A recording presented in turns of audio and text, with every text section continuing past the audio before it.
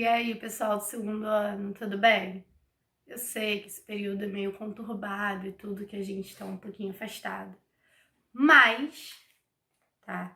A gente tá junto. A gente tá dando todo o suporte aqui para vocês estudarem e também para vocês passarem no vestibular. Revolução Mexicana. Revolução Mexicana é um assunto que pouco cai no vestibular, eu sei. Mas, quando cai, pega um bando de gente. Então, a gente tem que estudar e a gente tem que saber os principais pontos da Revolução Mexicana, ok? Bora lá entender um pouquinho isso. Primeiro, contexto histórico. Na América Latina, olhem para o mapa. Está pipocando independência, está pipocando país novo, tá? Isso daí é o movimento de guerras de independência, com vários países adotando o republicanismo, ok?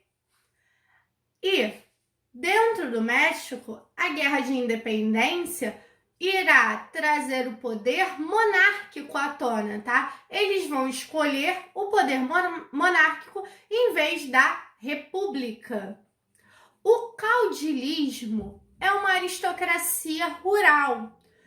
Podemos fazer a analogia com o coronelismo, que é aqui, se presenciou aqui no Brasil, tá? Lá no Nordeste. O governo de Porfírio Dias, base governamental dele, os latifundiários, mais as potências econômicas. Latifundiários também se entende como caudilhos. O movimento revolucionário contra esse governo vai ser dos camponeses mais os operários, tá?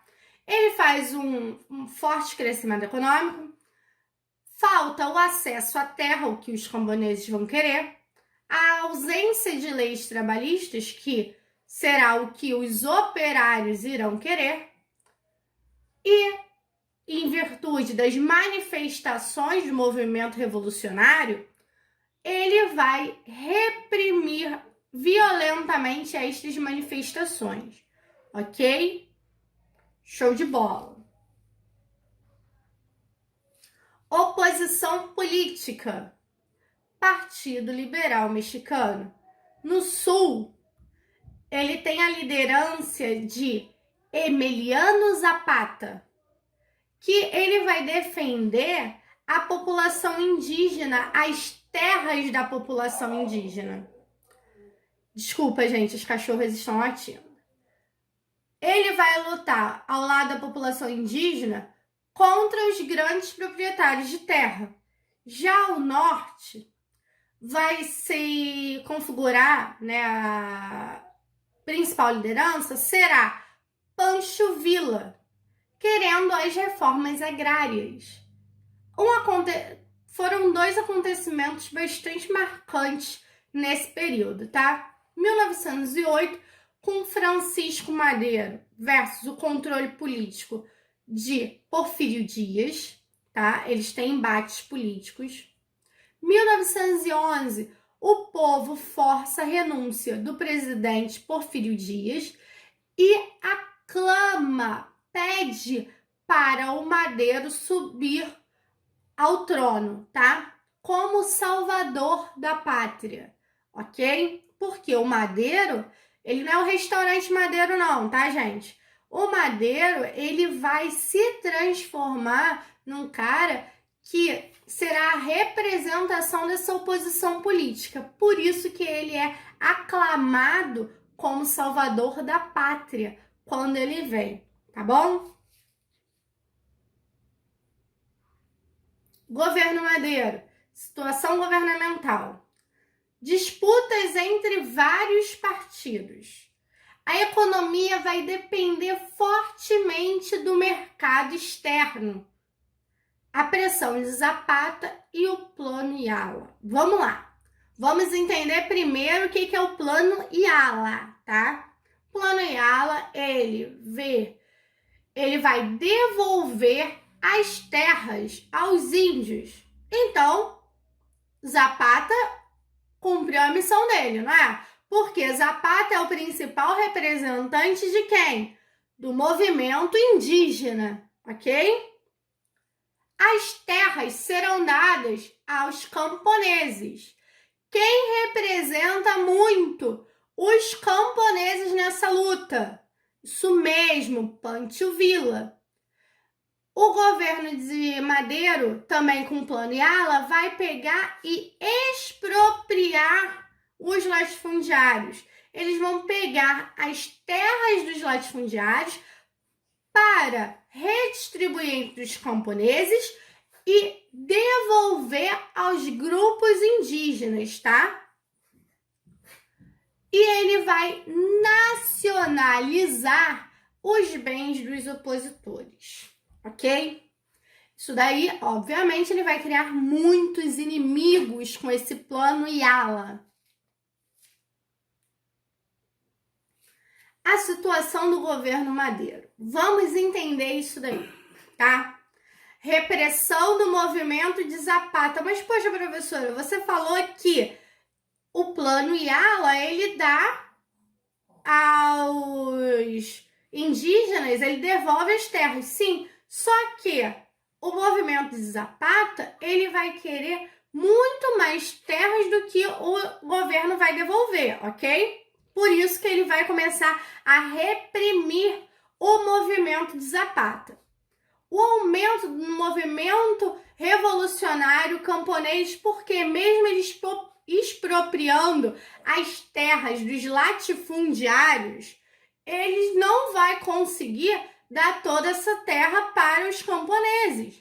Também porque ele não vai querer criar muitos inimigos, né, gente? Vamos pensar racionalmente. Os novos impostos sobre o petróleo. Isso daí, esse último ponto, que é o ponto de máxima relevância. Se ele chega e cria um novo imposto sobre o petróleo, o que ele vai fazer? Ele vai mexer com a retirada de petróleo que as empresas internacionais fazem. E quem aí, nesse período, mais investe na exploração de petróleo? Isso mesmo, os Estados Unidos. Então, o que vai acontecer? O Pacto da Embaixada vai ser criado para tirar Madero do poder. Pacto da Embaixada vai reunir quem? Industriais, banqueiros, comerciantes, colaboradores de Porfírio Dias, porque lembra que eu falei para vocês que ele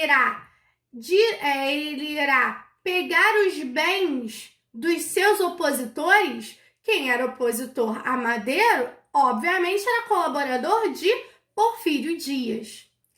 E por causa desse novo imposto sobre o petróleo, isso irá fazer com que o embaixador americano ajude todos esses que eu falei anteriormente a formular o Pacto da Embaixada, tá bom?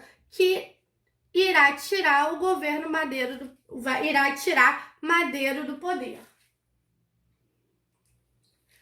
Então vai se colocar Carranza no poder, tá? Que é conhecido como um período constitucionalista, tá?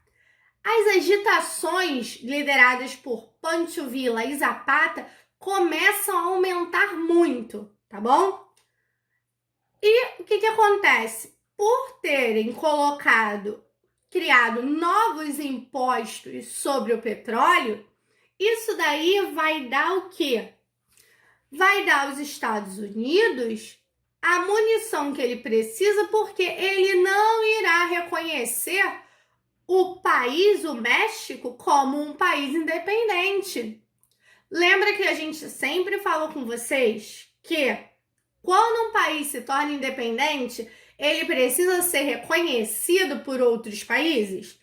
Em virtude do aumento do imposto cobrado sobre o petróleo, que isso não foi bem visto pelos Estados Unidos, acaba que os americanos não irão reconhecer o novo país, o México, como país independente.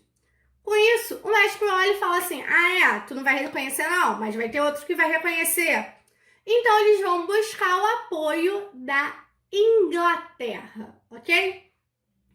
Em 1915, o reconhecimento vem dos Estados Unidos. Em 17, a nova Constituição do México fica pronta. E em 1919, Zapata é assassinado, tá? Aí, eu pergunto para você. Legal, professora. Veio o reconhecimento dos Estados Unidos. Mas você falou que os Estados Unidos não queria reconhecer. Como é que veio o reconhecimento? Veio o reconhecimento por quê? Porque se teve negociações para a formulação dessa nova Constituição que deu aos Estados Unidos alguns benefícios, tá? E aí ele vai começar a reconhecer o México, ok? A Constituição de 1917 é uma Constituição voltada para a República, tá? O movimento republicano. Ela é influenciada pelo Iluminismo. O controle estatal é do subsolo, da água e da terra. Então, quem for explorar o subsolo no México não pode, porque ele é do controle estatal, então tem que ter uma autorização do Estado, tá bom? Isso é a mesma coisa com a água e com as terras, ok? O governo Carranza, ele vai dar as leis trabalhistas para os operários, tá? E essas leis trabalhistas, elas vão fazer o quê? Com que o movimento de Pancho Villa, que se pautava nos camponeses e também nos operários, se enfraqueça, tá bom? Porque eles lutam mesmo pelas leis trabalhistas, ok? Todo mundo? O balanço revolucionário. Vamos fazer um balanço aqui, resumir tudinho, rapidinho, tá?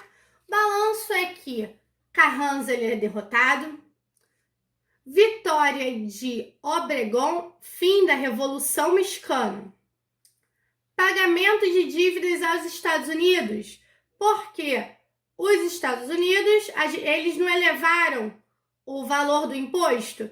Então, isso daí causou uma dívida quando acabou o movimento revolucionário, a Revolução Mexicana, tá? Por isso, do pagamento de dívidas aos Estados Unidos. O controle do petróleo vai passar a ficar nas mãos das empresas dos Estados Unidos, ok? A fase de reconstrução, ela é apoiada pelos conservadores, igreja e latifundiários. Mas, quem são os latifundiários lá no México? Qual o nome deles? Isso mesmo, os caudilhos, tá? Caudilho, ele sempre aparece muito em questão de vestibular, tá bom? Para deixar vocês com a perna bamba. Plutarco Elias Calles. Ele vai desenvolver a indústria no México, tá? E também vai conter os movimentos populares. Cárdenas vai fazer uma reforma agrária e educacional no México, tá?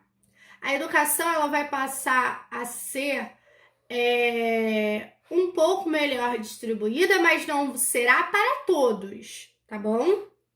Será de um acesso mediante um pagamento, mas não será só para os filhos dos caudilhos. Legislação trabalhista vai ter agora direito à greve e à organização cooperativa. Eles vão poder organizar cooperativas, tá bom?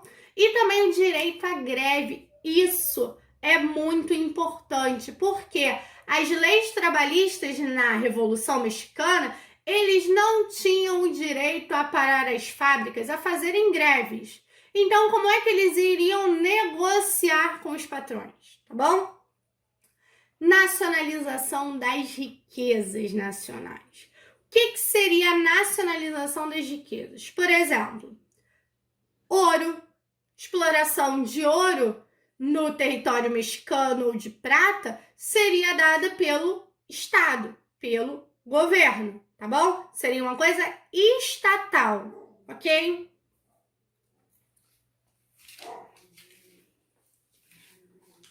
Gente, eu sei que esse assunto muitos vestibulares não abordam, porém, tá lá no cronograma do Enem, tá?